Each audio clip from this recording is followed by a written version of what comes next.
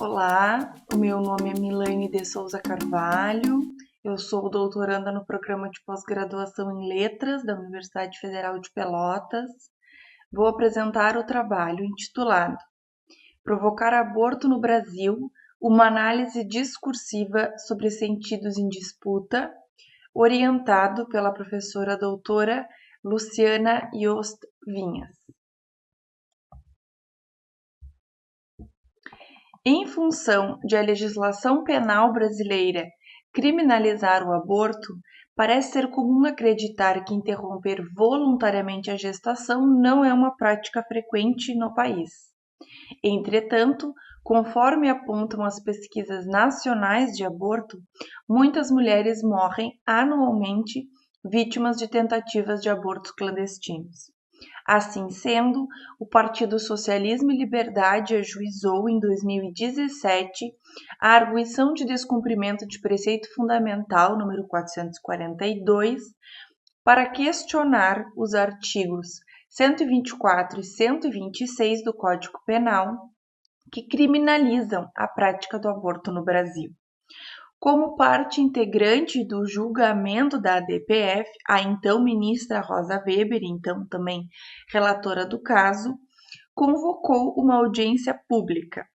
A seleção dos inscritos deu-se a partir do entendimento de que poderiam contribuir para a discussão do tema, conforme nosso entendimento, porque representavam lugares e práticas institucionalizadas, as quais podem ser referidas ao funcionamento de diferentes aparelhos de Estado, conforme teorização de Althusser. Um dos 4 turnos da audiência foi marcado por falas de representantes de diferentes entidades religiosas. Afinal, sobre o efeito de evidência produzido pela ideologia, o aparelho religioso deve ter espaço na discussão sobre o aborto. Fundamentado teoricamente na análise materialista do discurso, o presente trabalho, o objetivo é discutir as contradições envolvendo o processo de produção de sentidos acerca do aborto no Brasil.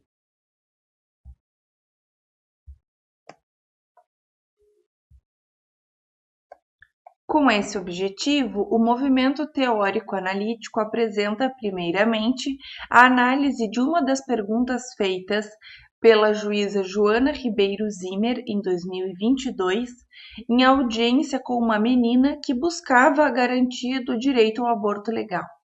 Na esteira desse caso, é analisada a hashtag Criança Não é Mãe, a qual movimentou as redes sociais em resposta à juíza.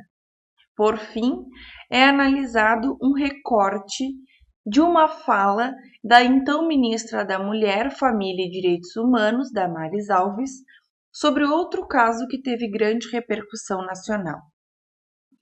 Vamos à análise da sequência número 1. Embora no Brasil qualquer vítima de estupro tenha direito a realizar um aborto legal, seguro e gratuito, em 2022, uma juíza de Santa Catarina, Joana Ribeiro Zimmer, em audiência com uma menina que buscava a garantia desse direito, produziu enunciados que colocam tal preceito em questionamento. O caso veio a público após publicação do vídeo da audiência em reportagem do jornal The Intercept Brasil sobre o episódio.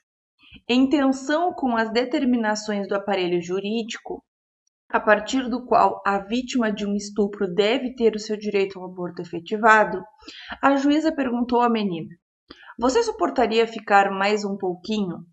Enquanto representante da lei, imaginariamente podemos afirmar que não caberia à magistrada questionar a efetivação de um direito, mas atuar para garanti-lo. Compreendemos que a atuação dessa gente que integra o poder do Estado, que é laico, deu-se a partir de uma posição no aparelho jurídico sobredeterminada pelo funcionamento do aparelho ideológico de Estado religioso, conforme desenvolvido na análise. Desde essa posição, a juíza coloca em circulação, via a indagação, a possibilidade de a vítima de um estupro seguir gestando até ser possível a realização de uma cesárea que garanta a vida do feto. Sendo assim, entendemos que, a partir dessa perspectiva, o sintagma provocar aborto é significado como tirar a vida do feto. Em consequência disso, seguir aguentando significa garantir essa vida, a vida que precisa ser salva. Logo, via indagação, a magistrada materializa que o importante era salvar a vida do feto, mesmo que seguir suportando significasse risco para a vida da criança estuprada.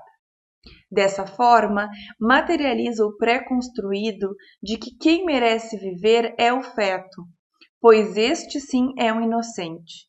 Assim sendo, interpretamos que tal questionamento só pode e deve ser dito, pois a magistrada o faz desde uma posição ancorada em preceitos religiosos e em contradição com as determinações jurídicas.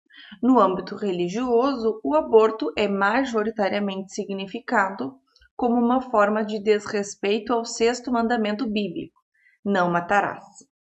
Então, a partir dessa posição, mesmo em caso de estupro, a interrupção voluntária de uma gestação está em relação de paráfrase a homicídio, de modo que precisa ser coibida e punida.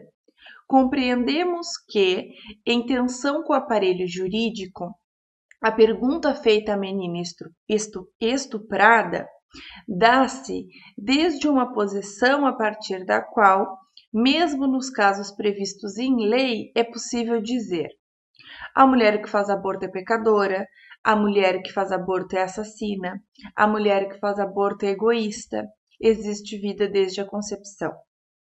Consideramos que essa rede de formulações pode e deve ser dita desde que configuramos como uma formação discursiva a partir da qual importa salvar a vida do feto. Entendemos que essa FD é perpassada pela heterogeneidade de discursos de ordem religiosa, a qual, por ser lacunar, está em relação com discursos de ordem política e jurídica, funcionando como um nó entre a heterogeneidade de discursos conservadores de ordem religiosa, política, e em relação à questão da contradição jurídica. Passemos à análise da segunda sequência.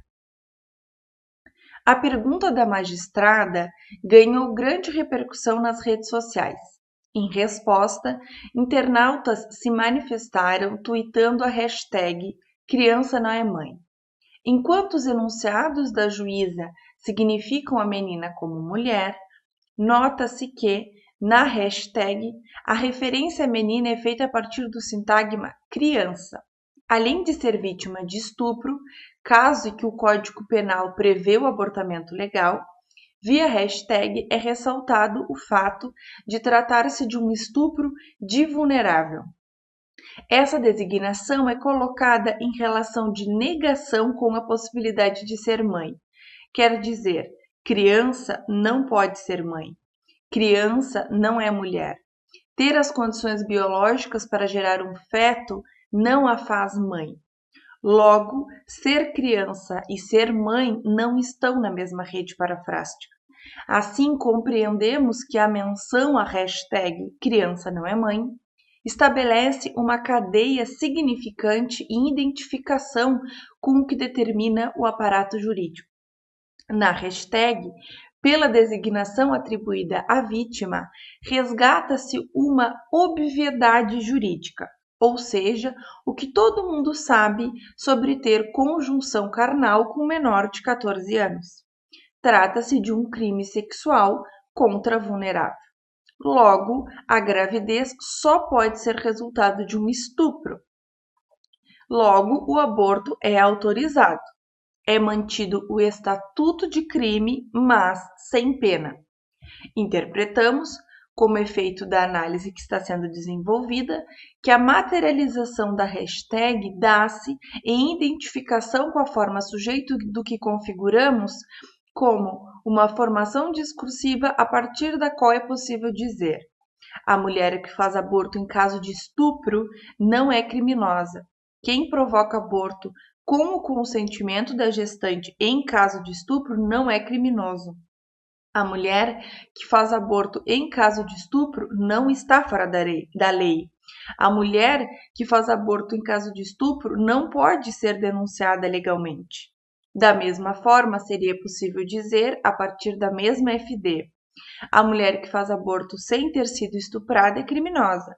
Quem provoca aborto com consentimento da gestante sem ter sido estuprada é criminoso. A mulher que faz aborto sem ter sido estuprada está fora da lei. Assim, entendemos que o reconhecimento da mulher como criminosa em caso de aborto a torna imaginariamente o indivíduo consciente, não somente do ato de abortar, mas também de engravidar, como se a gestação fosse efeito de um ato voluntarista da mulher que não se cuidou, a qual é plenamente responsável por si, titular dos seus direitos e deveres. Na jurisprudência, somente é garantido o aborto quando se tem certeza de que ela não foi ativa no processo de engravidamento, o que não significa que o seu direito será garantido e que a sua decisão não será questionada. Passemos à análise da última sequência. Antes deste episódio, outro caso havia tido repercussão nacional quando um grupo de pessoas contrárias à realização do aborto no caso de gravidez resultante de estupro reuniu-se diante do hospital onde foi realizado o procedimento. A vítima, seus familiares e profissionais de saúde foram hostilizados nas redes sociais e pelas pessoas reunidas em frente ao prédio. Segundo a Folha de São Paulo, a então ministra da Mulher, Família e Direitos Humanos e atual senadora pelo Distrito Federal, Damares Alves, atuou inclusive enviando pessoas do ministério para impedir que uma menina de 10 anos, violentada no Espírito Santo, tivesse o seu direito ao aborto efetivado. De acordo com a reportagem, Damares e pessoas próximas a ela pressionaram a menina e seus familiares a manter a gestação, além de coagir a equipe médica de São Mateus, no Espírito Santo, cidade da criança. Após o procedimento ter sido negado pelo Hospital Universitário de Vitória, a menina e sua família precisaram ser levadas para o Centro Integrado de Saúde Amauri de Medeiros, em Recife, Pernambuco, a mais de 1.600 quilômetros de distância da cidade natal da vítima. A Procuradoria-Geral da República abriu uma apuração preliminar para investigar se houve participação da ex-ministra neste protesto e no suposto vazamento de dados sobre o local de realização do procedimento.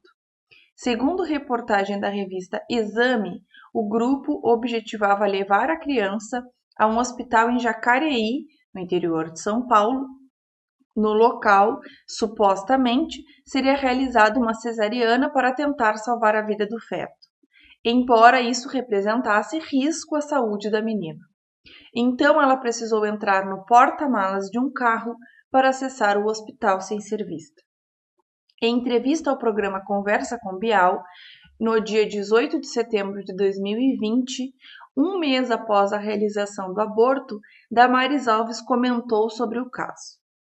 Mais 2 semanas e poderia ter sido feita uma cirurgia cesárea nessa menina. Tiraria a criança, colocaria em uma incubadora e, se sobrevivesse, sobreviveu. Se não, teve uma morte digna. Em ambos os casos, além de a gravidez ser resultante de estupro, a gestação oferecia risco à vida das crianças. 2 situações em que o aborto legal é previsto no Código Penal brasileiro. Mesmo assim, a então ministra, que pelo cargo respondia pelo Estado, posiciona-se contra o Estado e a favor da moral e da religião. Esses 2 casos, que tiveram grande repercussão, apontam para os mais recentes ataques aos direitos reprodutivos das mulheres brasileiras. A ocorrência desses 2 episódios, nos 2 extremos do Brasil, com uma distância geográfica considerável entre eles, aponta para o funcionamento moral e religioso sobre a prática do aborto, que excede o funcionamento jurídico e suas determinações. Pela análise dos discursos dessas duas agentes do Estado, compreendemos que o religioso encontra sustentação no aparato jurídico para punir aquela que quer, pode, precisa abortar legalmente, desrespeitando o direito de interrupção de gravidez, no caso específico do estupro. O religioso se vale do jurídico para sustentar a manutenção da gravidez das mulheres, que, por desejarem o cumprimento do direito através da realização do aborto, não mais são tidas como vítimas, mas como culpadas pela morte do feto. Considerando o funcionamento ideológico do aparelho repressivo do Estado, as análises permitem observar como, através do aparelho jurídico, é precisada uma linha tênue e contraditória entre as meninas e as mulheres enquanto sujeito de direito e enquanto objeto de lei. Vamos às considerações finais. A partir da montagem e da leitura do arquivo, é possível reparar como, no caso do aborto, o aparelho jurídico é sobredeterminado pelo aparelho ideológico de Estado religioso. Pelas análises, observamos como o processo de produção de sentidos sobre abortar, gestar, maternar ultrapassa as determinações do aparelho jurídico. Via legislação penal, vemos a interdição do Estado sobre as mulheres, sobre o corpo das mulheres.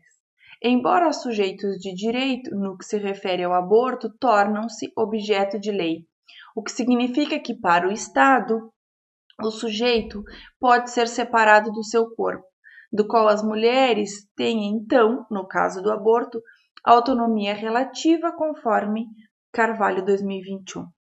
Ao ser privadas de abortar, as mulheres são, portanto, privadas de ser sujeito, não havendo, neste caso, um funcionamento parafrástico entre ser mulher e ser sujeito de direito. Portanto, entendemos que a dita verdade sobre a natureza da mulher é a verdade do desejo das formações ideológicas, como as representadas na audiência pública. Se a condição feminina pressupõe a maternidade, o anseio pelo aborto é equívoco, devendo haver uma legislação para punir e reprimir sua prática.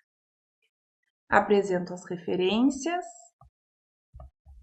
e muito obrigada.